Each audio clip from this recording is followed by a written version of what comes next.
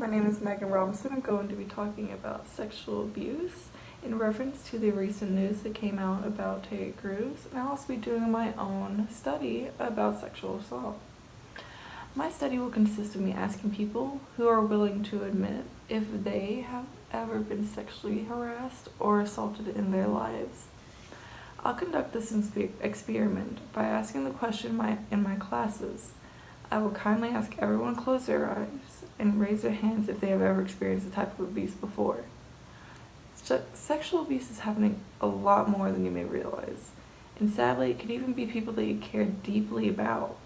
There's also a lot of misconceptions about sexual assault and consent. People should be able to know what consent is, and be able to easily define it. As easy as you may be able to say 2 + 2 = 4. But Jamil Smith, a well-known American journalist and rape counselor, did an article on consent.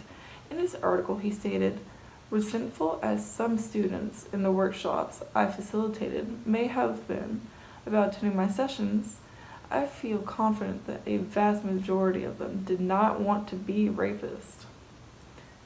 But they and many of their male peers I spoke to individually literally didn't know what rape was.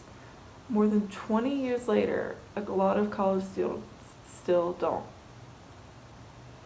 A lot of people don't realize what consent is and isn't. Consent is when two people have a mutual understanding and agreement about what is going to happen. But someone can take back their consent if they decide they are ready. If someone says yes at first and then changes their mind, that's okay. And if you're the receiving end, it may suck, but that person shouldn't feel bad for changing their mind. In another situation, if you're at a party and you're trying to do something with someone who's under the influence, that is violating their consent. If someone isn't in the right state of mind and they're vulnerable, and if you take advantage of that, that's considered sexual abuse. Someone in that frame of mind can't give proper consent. If you've ever seen the movie White Chicks or the shows Everybody Hates Chris or Brooklyn Nine-Nine, you may very well know who the actor Taya Cruz is. Well, lately, Cruz admitted that he has been sexually assaulted. In 2016, Cruz and his wife were at an industry function when a high-level Hollywood executive grabbed Cruz by his genitals and smiled. Cruz was afraid to retaliate, but knew that if he did, he would have been most likely arrested.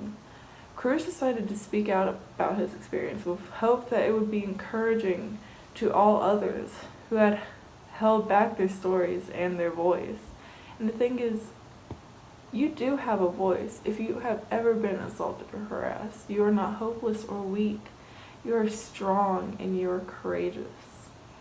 If you see someone who's experiencing this type of abuse, or if you know someone who's gone through this, let them know they are not to be blamed.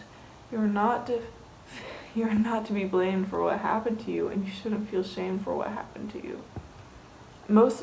With most cases, people who have been sexually assaulted, sexually harassed, sexually abused, whatever you want to call it, they often feel as if they're to blame. They often feel as if it's their fault that it took place in the first place. But it's not. It's never your fault. It doesn't matter what you were wearing. It doesn't matter if you were drunk or any type of under the influence. It wasn't your fault. That person should not have crossed the boundary that is consent. So in my study, I went to 3 of my classes, and I asked a total of 55 people that if they were willing to, if they were comfortable to, raise their hand.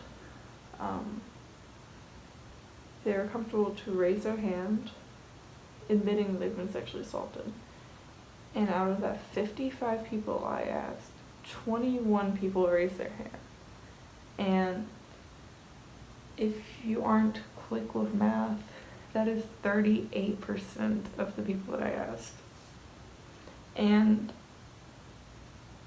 I don't know about you, but I think that number should be a lot smaller. that just goes to show that you never know what someone around you has gone through. So, my name is Meg Robinson, and thank you for tuning in.